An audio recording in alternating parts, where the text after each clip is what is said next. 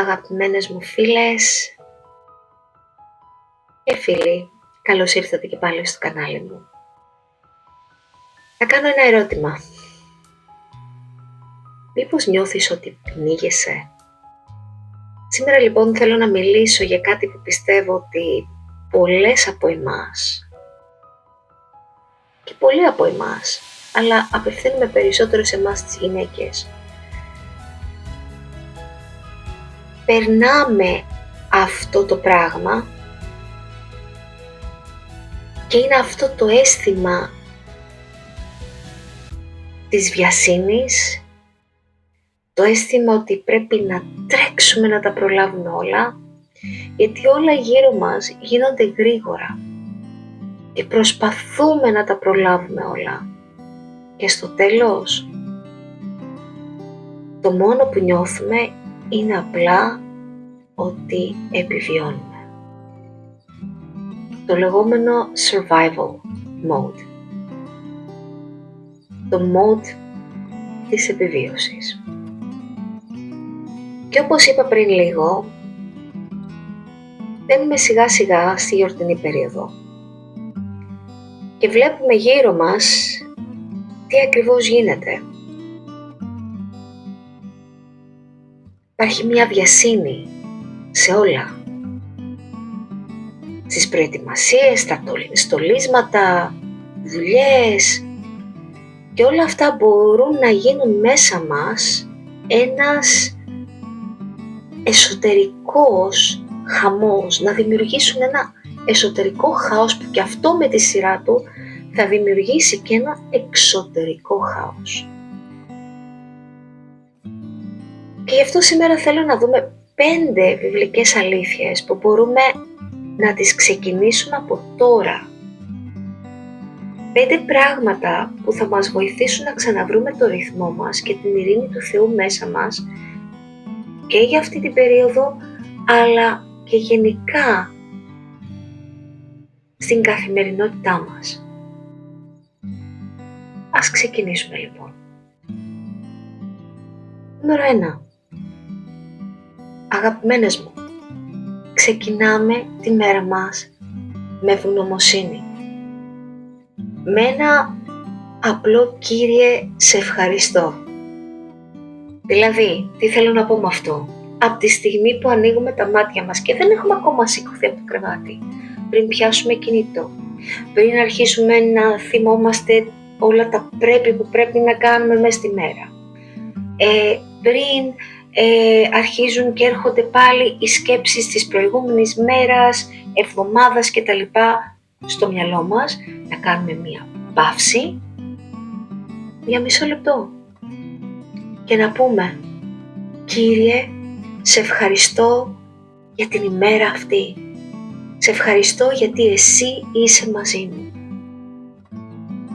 Η μέρα αυτή είναι δώρο από εσένα». Και η Αγία Γραφή μας θυμίζει στην Παλαιά Διαθήκη, στο βιβλίο Θρήνη, κεφάλαιο 3, στίχο 22 και 23, ότι τα ελέη του Κυρίου μας ανανεώνονται κάθε πρωί. Είναι καινούρια δηλαδή κάθε πρωί. Άρα κάθε πρωί έχουμε μία καινούρια αρχή. Δεν σκεφτόμαστε το χτες. Ζούμε στο τώρα, σε αυτή τη στιγμή. Δηλαδή και την ώρα που θα πούμε το ευχαριστώ, να είμαστε παρόν στη στιγμή αυτή, την ώρα που το λέμε. Και επίσης, στο κατά Ματθαίο Ευαγγέλιο, κεφάλαιο 6 και 34, ο ίδιος ο Κύριος μας, ο Ιησούς Χριστός μας λέει «Μη μεριμνάτε για το αύριο». Η κάθε μέρα έχει το δικό της βάρος, μπορείτε να το διαβάσετε. Αφήστε το αύριο, μη σκέφτεστε ούτε το χτες, ούτε το αύριο. Απλά ζήστε στο τώρα. Και έτσι, αν η πρώτη μας σκέψη είναι η ευγνωμοσύνη, είναι σαν να ευθυγραμμιζόμαστε με την καρδιά του Θεού. Ευθυγραμμιζόμαστε με τον Θεό. Και πιστέψτε με, αλλάζει και όλη η διάθεση για την υπόλοιπη μέρα μας. Δεύτερον, νούμερο 2 δηλαδή, να βάζουμε πιο ήπιους ρυθμούς στη ζωή μας, στην καθημερινότητά μας. Ο Θεός είναι Θεός τάξης και ειρήνης και δεν θέλει να ζούμε μέσα σε χάος και άγχος. Άρα, όταν λέω να βάζουμε πιο ήπιους ρυθμούς, τι εννοώ? Μικρές, σταθερές συνήθειες. Ένας απλός, απαλός ρυθμός μέσα στη μέρα μας. Λίγα πράγματα, αλλά σταθερά. Όχι βιασύνη, όχι να τρέχουμε, όχι να πνιγόμαστε. Ο λόγος του Κυρίου μας λέει στην Α Κορινθίους κεφάλαιο 14 και 33 ότι ο Θεός είναι Θεός ειρήνης και όχι ακαταστασίας.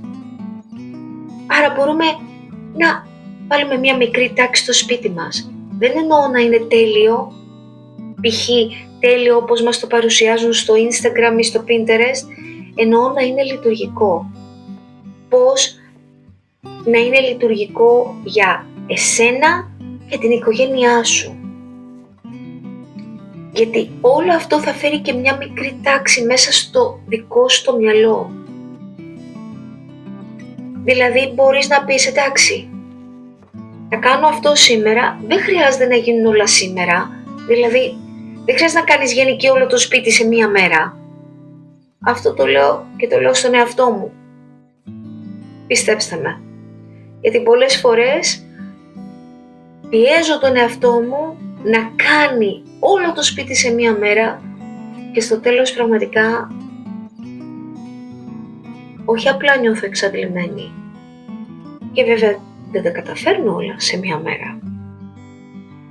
Και αυτό μας φέρνει στο τρίτο σημείο, το νούμερο 3. Μαθαίνουμε να ζητάμε βοήθεια.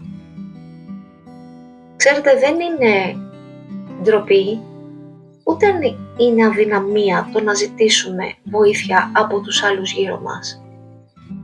Απέναντίας είναι και μία μορφή ταπείνωσης. Ξέρετε, το εγώ μας λέει, εγώ μπορώ να τα κάνω όλα, εγώ μπορώ να τα καταφέρω όλα. Δεν είναι όμως έτσι. Και αν δεν το ξέρετε κιόλας αυτό, μπορεί να μην το έχετε διαβάσει. Στην Παλαιά Διαθήκη, στο βιβλίο της Εξόδου, στο κεφάλαιο 17 και στίχο 12, ακόμα και ο ίδιος ο Μωυσής κουράστηκε. Και τότε ο Ααρών και ο Ορ του κράτησαν τα χέρια ψηλά μέχρι να τελειώσει η μάχη. Σας προκαλώ, σας κάνω challenge να πείτε να διαβάσετε την ιστορία. Βιβλίο Εξόδου, κεφάλαιο 17. Αν ο Μωυσής χρειάστηκε βοήθεια από ανθρώπους, όσο μάλλον εμείς. Δεν χρειάζεται να τα κάνεις όλα μόνη σου. Δεν είναι αμαρτία ή κακό να πεις δεν μπορώ σήμερα. Δεν σε κάνει αδύναμη το να ζητήσεις βοήθεια. Ούτε είναι κακό να βάλεις όρια. Και ξέρεις, είναι ok, είναι εντάξει να αφήσεις και κάποια πράγματα για την επόμενη μέρα ή τις επόμενες μέρες. Δεν είναι κακό.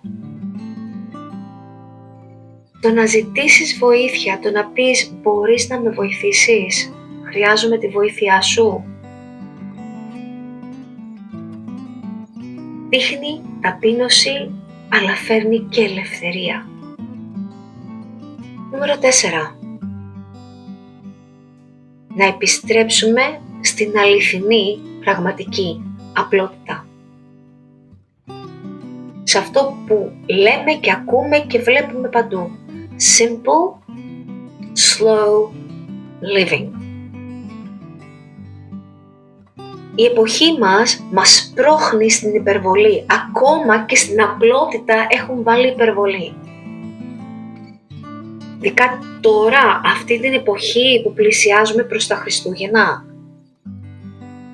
χρειάζεσαι αυτά τα στολίδια, αυτά τα φαγητά, συγγνώμη θα πω γκουρμέ πράγματα, δώρα, τέλειες εικόνες, όπως είπα, π.χ. να φαίνεται ότι είναι εικόνες του Pinterest και του Instagram, και κάπου μέσα σε όλα αυτά χάνουμε την ουσία και χάνουμε την απλή χαρά. Ο Κύριος μας, ο Ιησούς Χριστός, μας είπε στο κατά Λουκά Ευαγγέλιο κεφάλαιο 12 και 15, η ζωή δεν εξαρτάται από τα πράγματα που έχουμε. Η αληθινή ζωή. Απλότητα σημαίνει απλά, ζεστά, γεύματα φτιαγμένα με αγάπη. Σημαίνει στολίζω με αυτά που ήδη έχω, αν μπορώ και θέλω να πάρω κάτι ακόμα, οκ, αλλά να μην φτάνω στην υπερβολή και να μην το κάνω επειδή αυτό μου προβάλλουν και μου προωθούν οι άλλοι. Να έχω λίγα πράγματα λειτουργικά, να ζω με πιο ήρεμους ρυθμούς και οι προτεραιότητες μου να είναι προτεραιότητες που φέρνουν ειρήνη και όχι άγχος. Μην ξεχνάμε το αληθινό νόημα των Χριστουγέννων. Θα το πω και θα το λέω συνέχεια. Τα Χριστούγεννα δεν είναι τα φαγητά, δεν είναι τα στολίδια, δεν είναι το δέντρο, δεν είναι τα δώρα. Το μεγαλύτερο δώρο μας το έδωσε ο Θεός την ημέρα των Χριστουγέννων. Μας έδωσε τον Υιό Του, το μεγαλύτερο δώρο. Και ο ίδιος ο Χριστός γεννήθηκε σε μια απλή, ταπεινή φάτνη. Ποιος? Ο βασιλιάς των βασιλιάδων και ο Κύριος Κυρίων γεννήθηκε σε μια απλή φάτνη. Άρα ας δούμε λίγο, ας γυρίσουμε λίγο τα πράγματα και να δούμε τη σημασία των πραγμάτων και να θέσουμε τις σωστές προτεραιότητες. Να ζούμε απλά, ταπεινά, γεμάτη χαρά, με αγάπη και ευγνωμοσύνη. Γιατί η απλότητα καθαρίζει την καρδιά μας και ανοίγει χώρο για τον Θεό να έλθει μέσα μας. Και στο νούμερο 5. Να ξεκουραζόμαστε. Ναι, αγαπημένες μου. Είναι για μένα η καλύτερη αυτοφροντίδα. Να ξεκουραζόμαστε. Και ο πρώτος που μας το δίδαξε αυτό είναι ο ίδιος ο Θεός. Στη δημιουργία. Στο βιβλίο της Γένεσης κεφάλαιο 2 και στίχο 2. Ο Θεός αναπαύτηκε την 7η μέρα. Δεν πιστεύω να το γράφει αυτό επειδή κουράστηκε ο Θεός, αλλά νομίζω ήθελε να μας δείξει το ρυθμό που θέλει για τη δική μας τη ζωή. Η ξεκούραση είναι ιερό πράγμα και το έχουμε ανάγκη. Και ο ίδιος ο Χριστός μας καλεί τόσο γλυκά μέσα στο κατά Ματθαίο Ευαγγέλιο κεφάλαιο 11 και στίχο 28, ελάτε σε μένα όλοι όσοι είστε κουρασμένοι και φορτωμένοι και εγώ θα σας δώσω ανάπαυση, ξεκούραση.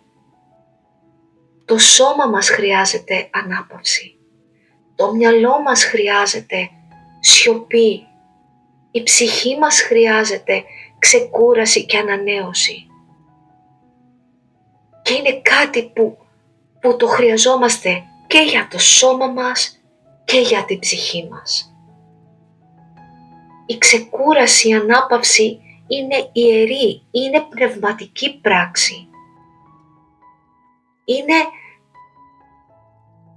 Είναι σαν να λέμε, Κύριε, εμπιστεύομαι ότι κρατάς εσύ τη μέρα μου και όχι εγώ. Είναι σαν να λέμε, Κύριε, κουράστηκα, νιώθω τόσο φορτωμένη, τόσο καταβεβλημένη, νιώθω ότι πνίγομαι, σε χρειάζομαι. Και τι λέει? Εγώ θα σας αναπαύσω, εγώ θα σε ξεκουράσω. Και το λέω εκ πείρας αυτό, γιατί κι εγώ πριν κάποια χρόνια προσπαθούσα να τα κάνω όλα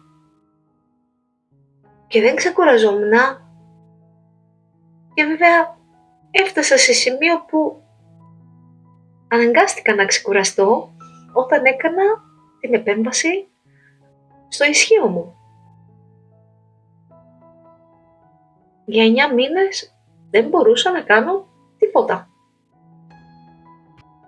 Μάθαινα να ξαναπερπατάω και να ξανακάνω πράγματα από την αρχή. Μέχρι τότε όμως δεν άφηνα τον εαυτό μου να ξεκουραστεί πραγματικά. Δεν εννοώ απλά να κάτσω για 5 λεπτά ή μισή ώρα. Εννοώ να αφιερώσω και μια μέρα να ξεκουραστώ. Δεν το είχα σαν προτεραιότητα καθόλου. Έτρεχα 7 μέρες την εβδομάδα. Και τότε δούλευα και 2 δουλειές. Και είχα και το σπίτι και παιδί, όλα. Αλλά έμαθα.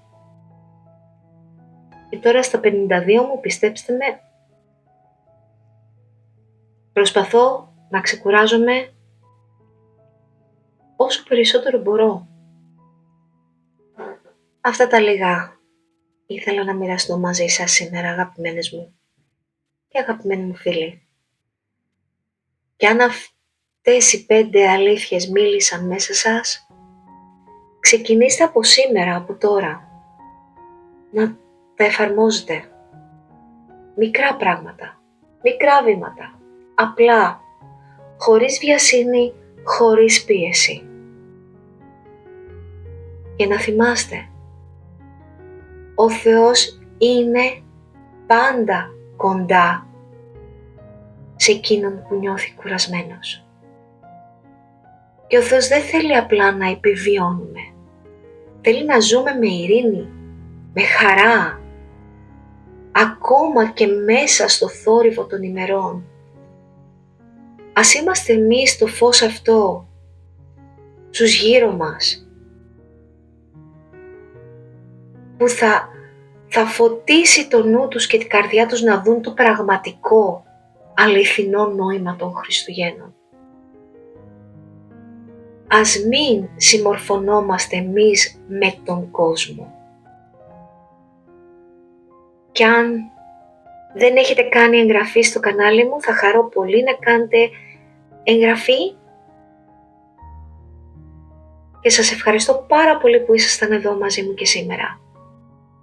Μέχρι την επόμενη φορά, να είσαστε καλά, να είσαστε ευλογημένοι.